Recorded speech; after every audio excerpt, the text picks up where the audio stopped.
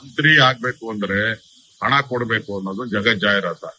ಯಾಕಂದ್ರೆ ಮುಖ್ಯಮಂತ್ರಿ ಆದ ತಕ್ಷಣ ಇಮಿಡಿಯೇಟ್ ಒಂದು ವಾರದಲ್ಲಿ ಮಂತ್ರಿಮಂಡಲ ಮಾಡ್ತೀನಿ ಅಂತ ಡಿ ಕೆ ಶಿವಕುಮಾರ್ ಹೇಳಿದ್ರು. 2 ತಿಂಗಳಾದ್ರೂ ಮಾಡ್ಲಿಲ್ಲ.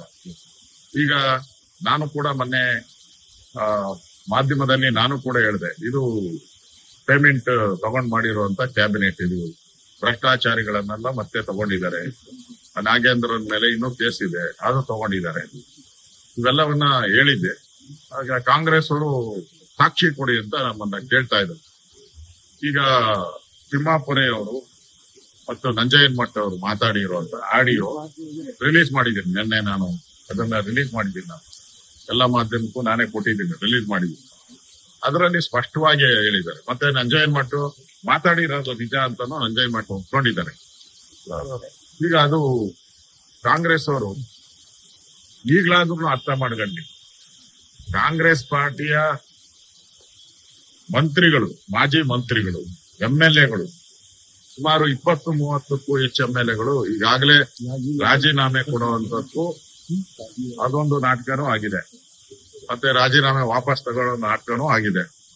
ಮತ್ತೆ ಮುಖ್ಯಮಂತ್ರಿ ಸುರ್ಜೇವಾಲಾ ಯಾವ ಪರಿಸ್ಥಿತಿ ಕಾಂಗ್ರೆಸ್ಗೆ ಯಾವ ಹೀನಾಯ ಪರಿಸ್ಥಿತಿ ಬಂದ್ಬಿಟ್ಟಿದೆ ಅಂದ್ರೆ, MLAಗಳು ಹುಡ್ಕೊಂಡು ಮುಖ್ಯಮಂತ್ರಿನ ಸುರ್ಜೇವಾಲಾನ ಭೇಟಿ ಮಾಡಕ್ಕೆ ಡೆಲ್ಲಿಗೆ ಹೋಗ್ಬೇಕಾಯ್ತು.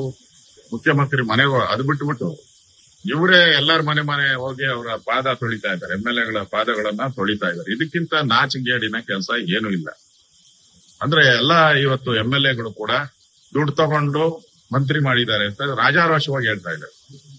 ಜಯಚಂದ್ರ ಅವರಂತೂ ಇವರು ಮಾಡಿರೋ ಮಂತ್ರಿಗಳ ಮಕ್ಕ ಇಟ್ಕೊಂಡು ನಾವ್ ಹೆಂಗೆ ಏರಿಯಾದಲ್ಲಿ ಹೋದ್ವಿ ಮಕ್ಕ ತೋರ್ಸೋದು ನಮ್ಮ ಮಾತನ್ನು ಹೇಳ್ತಾ ಇದ್ದಾರೆ. ಅದರಿಂದ ಈ ಮಂತ್ರಿಮಂಡಲ ಏನಾಗಿದೆ, ಇದು ಪೇಮೆಂಟ್ ಗಿರಾಕಿಗಳ ಮಂತ್ರಿಮಂಡಲ ಇದು. ಇದರಿಂದ ರಾಜ್ಯದ ಒಳಿತಾಗಲ್ಲ. ಈಗ ಅವರೆಲ್ಲ ಪೇಮೆಂಟ್ ಕೊಟ್ಮೇಲೆ ಇನ್ನು ಜನಗಳ ಹತ್ರ ಬಡ್ಡಿ ಸಮೇತ ವಸೂಲ್ ಮಾಡ್ತಾರೆ. ಜನಗಳ ಇನ್ಮೇಲೆ ಲಂಚದ ಪ್ರಮಾಣ ಈಗಾಗಲೇ 60% ಸರ್ಕಾರ ಇದೆ. ಕಾಂಗ್ರೆಸ್ ಸರ್ಕಾರ 60% ಲಂಚದ ಸರ್ಕಾರ ಅಂತ ಈಗ ಜಗತ್ ಜಾಹೀರಾತ ಇದೆ. ಈ ಪೇಮೆಂಟ್ ಆದ್ಮೇಲೆ 80%ಗೆ ಲಂಚಕ್ಕೆ ಹೋಗ್ಬೋದು ಅನ್ನೋದು ಕಾಣ್ ಬರ್ತಾ ಇದೆ. ಅದರಿಂದ ಪ್ರತಿಯೊಬ್ರು ಕಾಂಗ್ರೆಸ್ಸಿನ ಯಾವುದೇ ಕಾರ್ಯಕರ್ತರು ಕೇಳಿ ಎಚ್ ಕೆ ಪಾಟೀಲ್ ಯಾಕೆ ಮಾಡಿಲ್ಲ ಅಂತಾನೆ ಕೇಳ್ತಾರೆ. ಎಲ್ಲ ಬಹಳಷ್ಟು MLAಗಳ ಹೆಸರುಗಳು ಕೂಡ ಕೇಳ್ತಾ ಇದ್ದಾರೆ. ಅಂದ್ರೆ ಇಲ್ಲಿ ಸ್ಪಷ್ಟವಾಗಿ ದುಡ್ಡಿನ ಕಾಂಚಾಣ ಇಲ್ಲದೆ ದೆಹಲಿಯ ಕಾಂಗ್ರೆಸ್ಸಿನ ಆಫೀಸನ್ನ ಕದಾ ತಟ್ಟಕ್ಕೂ ಆಗಲ್ಲ. ಕದಾ ತಟ್ಟಬೇಕಾದ್ರೂ ನೀವು ಅಲ್ಲಿ ಲಂಚ ಕೊಡಬೇಕು. ಇಲ್ಲ ಅಂದ್ರೆ ನಿಮ್ಗೆ ಇಲ್ಲಿ ಒಳಗೆ ಎಂಟ್ರಿನೇ ಇಲ್ಲ. ಮಾತುಕತೆ ಆಮೇಲೆ ಆ ಪರಿಸ್ಥಿತಿ ಇರುವಂತದ್ದು. ಇವತ್ತು ಒಂದು ಕರ್ನಾಟಕದಲ್ಲಿರುವ ಕಾಂಗ್ರೆಸ್ಸಿನ ಸರ್ಕಾರ ಒಂದು ಭ್ರಷ್ಟ ಸರ್ಕಾರ ಅನ್ನೋದು ಜಗತ್ ಜಾಹೀರಾತ ಕೊಡುವಂತ ವಿಚಾರ ಏನಿದೆ ಅದು ಆದಿ ಬೀದಿಗಳಲ್ಲಿ ಚರ್ಚೆ ಆಗುವಂತದ್ದಲ್ಲ. ಅದು ಕಾನ್ಸ್ಟಿಟ್ಯೂಷನಲ್ ಪೋಸ್ಟ್. ಅದು ಯಾವಾಗ ಕಾಂಗ್ರೆಸ್ ಲೆಟರ್ ಅಲ್ಲಿ ಬಂತು ಅವಾಗೇ ಅದರ ಪಾವಿತ್ರತೆ ಹೊರಟೋಗಿದೆ. ಈಗ ಪಾವಿತ್ರತೆನೇ ಇಲ್ಲ. ಈಗ ಹೊರಟಿ ಅವ್ರ ಹತ್ರ ಮಾತಾಡಿದೆ ನಾನು. ಈ ತರದ ಒಂದು ಅವಮಾನವನ್ನ ಯಾವುದೇ ಸಭಾಪತಿಗಳಿಗೆ ಮಾಡಬಾರ್ದು. ಯಾಕಂದ್ರೆ ಸಭಾಪತಿ ಅಂತಂದ್ರೆ ಅವ್ರು ಯಾವುದೇ ಪೊಲಿಟಿಕಲ್ ಪಾರ್ಟಿಗೆ ಸಂಬಂಧಪಟ್ಟವರಲ್ಲ. ಅವರು ಯಾವ ಪಾರ್ಟಿಯಿಂದ ಗೆದ್ದಿರ್ತಾರೆ ಅದು ರಿಸೈನ್ ಮಾಡಿರ್ತಾರೆ ಪಾರ್ಟಿ ಮೆಂಬರ್ಶಿಪ್.